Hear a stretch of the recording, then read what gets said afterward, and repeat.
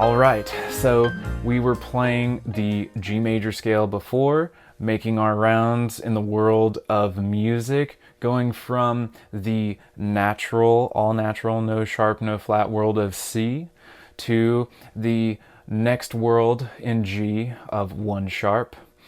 Now going from the key of G, or the world of G, let's travel with our winged creature to the key of D. Now, how we could do this is by taking our winged creature and traveling up 5 tones like we did before.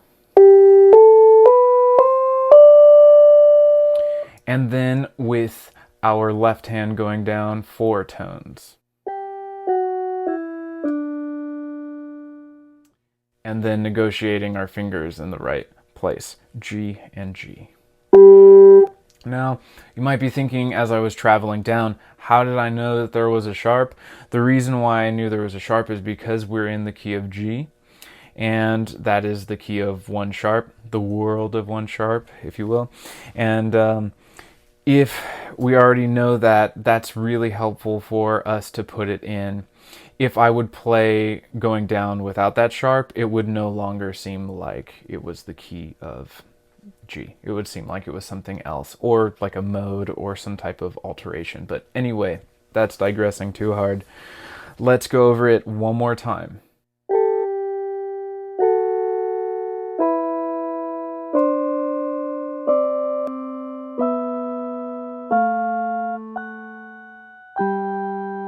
See? You don't put that sharp in there, it's gonna sound off, but it did sound cool. Now, let's move into actually playing the scale. As soon as we get to the land of D major, then we can start figuring out how to play it based off of our major scale formula. So I'll put this in the right hand in the kind of like middle area first. Keynote, whole step, whole step, half step, whole step, whole step, whole step, half step.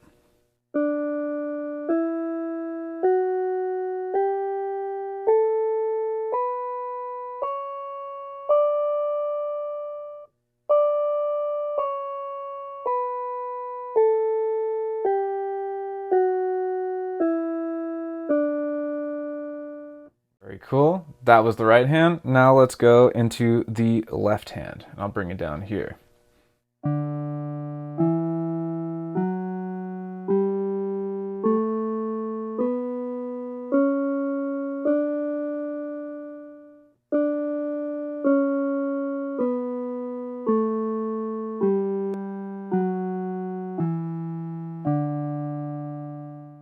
All right, now for both hands, obviously we're going to be traversing our directions a little bit differently, but the notes are going to be the same, and you can start thinking about these kind of shapes or recurring patterns that happen between your hands in different keys, so, or I should say between your fingers.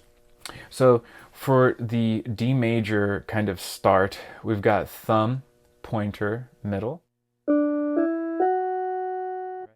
Then tuck thumb under, pointer, middle, ring up, pinky.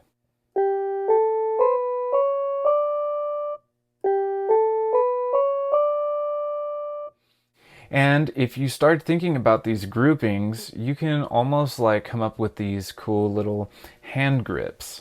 Now, we're not getting too far into hand grips right now, but they can be very, very helpful. For this hand grip, grouping these notes that I'm playing with all my fingers would be like this. And then the next set of notes would be like that. So when you'd go to play the scale,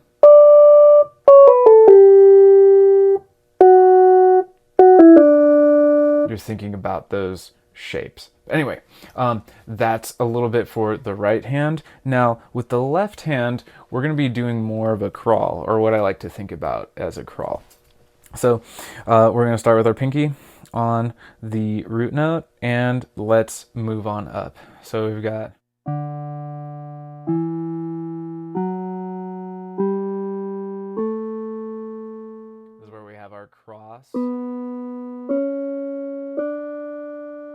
Very straightforward there.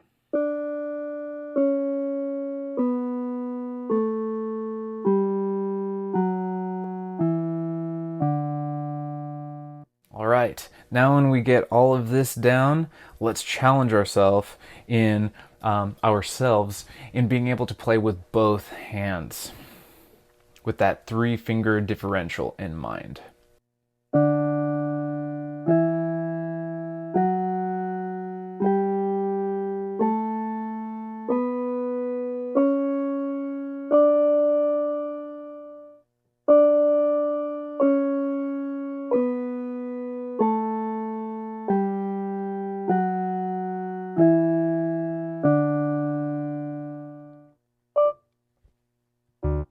Very cool. Now, if any of this is like super challenging, remember, just practice, practice, practice, and leave a comment. Besides that, if you want a little bit more instruction, is remember that you can drop a video within the community, and then I can give you a video response of your playing, and Lord willing, get you going in the right direction. But as we continue, I do want to challenge you just a little bit more. And you can do this with every single key. I think it sounds really pretty, so it is a challenge, but it's also like a gift that was given to me, and so I want to give it to you as well. With our winged creature at the start in the world of D, then we're going to walk it up and down at the same time, thinking about that one hand with 10 fingers.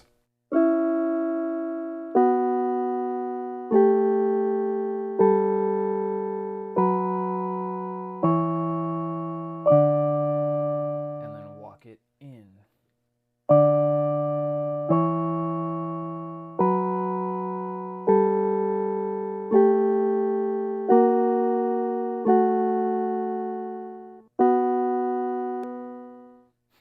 Now I gotta go over that again because I haven't done this in a sec. So here we go.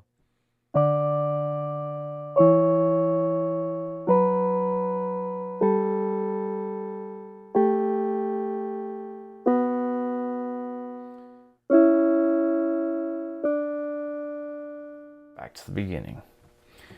That's a really, really cool kind of movement that you can do that will feel like, at least it feels like for me, and it may feel like for you, like your brain is splitting, which is a very interesting sensation, but like it is, and obviously like in jest, not like actual pain like that. I don't know what that pain would feel like, but with this kind of exercise, I think that there's something that happens metaphysically where when you realize the difference between your left hand and right hand, and then you also realize the similarity between them once we get this 3-finger differential down, then when we start to do things that are in opposite directions melodically, that something happens to where that difference, it is there, but there is also a similarity or a sameness about it when we can get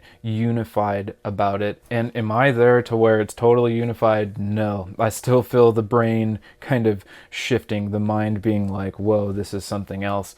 Hopefully it will bless you to where you're able to, feel that and grow, get stronger in being able to have one tone going down and the other tone going up, and that making sense in a unified way. But anyway, that was a hard digression. We were talking about like playing the D major scale with the left hand, right hand, and then both, and then going backwards, also taking our winged creature and flying around from the world of G to the world of D major. And yes, that was the main focus. Lord willing, this blessed you, and Lord willing, I will see you in the next lesson where we travel from the key of D to the key of A.